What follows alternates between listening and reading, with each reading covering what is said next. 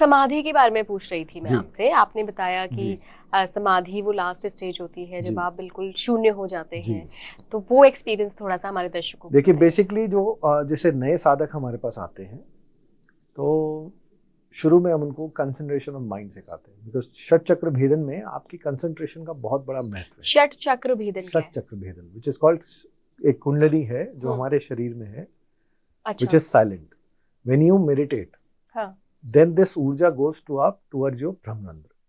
And this kundalini जो है जी, वो एनर्जी की फॉर्म में है। एनर्जी की फॉर्म में, अच्छा। राइट। और मूलाधार चक्र इज द बेसिक रूट चक्र जिसको हम बोलते हैं, वहां से इसका शुरुआत होती है कुंडलिनी का। But you need a real good master to do this. आप बिना किसी साधक आचार्य की देखरेख के इसको कृपया ना करें, बिकॉज आप कहीं स्टक होंगे तो आपको बाहर निकालने के लिए आचार्य की आवश्यकता है। आपने कौन सी उम्र में किया था ये? I started practicing yoga when I was 3.5। और कुंडलिनी कब आपने कुंडलिनी गुरुजी shift- took me, I was 16.5। अच्छा। एक छोटे बच्चों को नहीं कराया जाता है, बिकॉज चंचल मन है हम्म।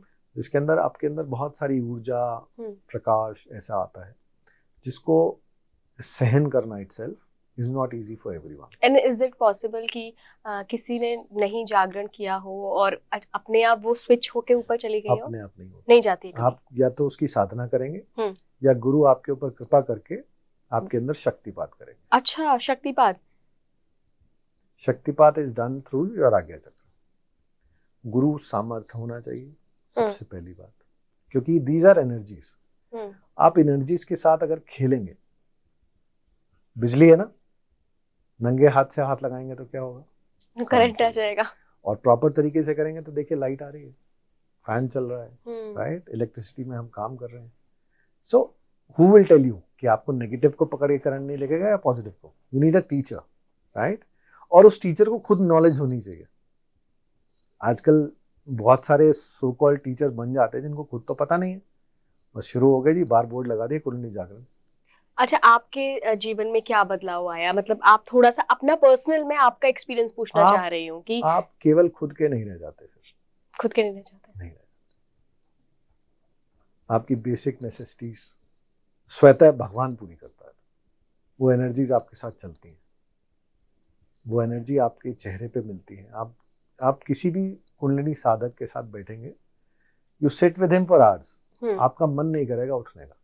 कन्वर्सेशन में घुसते चले जाइए, कुछ ना कुछ बात है, कुछ ना भी कर रहे हो, साइलेंट भी बैठे हैं, तो you would not like to get up and walk away. वो एक दीज आर द साइंस।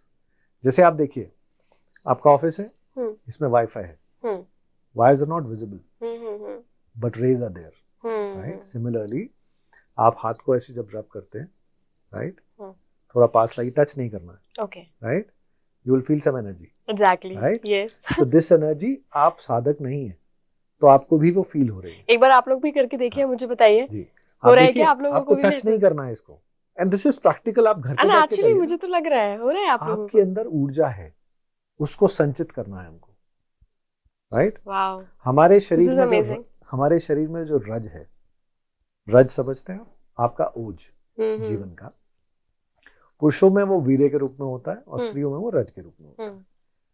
अब it flows down, it's bhog, if it flows up, it's yog. This is the difference. आप जब ब्रह्मरंध्र की ओर अपनी यात्रा को शुरू करते हैं, आप अपने रज को संजोते हैं, वो रज आपके चेहरे पे दिखना शुरू हो जाता है। अगर आप उस ऊर्जा का प्रयोग बच्चा पैदा करने के लिए, एक जीव को इस धरती पे लाने के लिए करते हैं तो वो पुण्य है। अच्छा, अपनी वासना को मिटाने के लिए करते हैं तो वो पाप है। इतना अंतर है बस।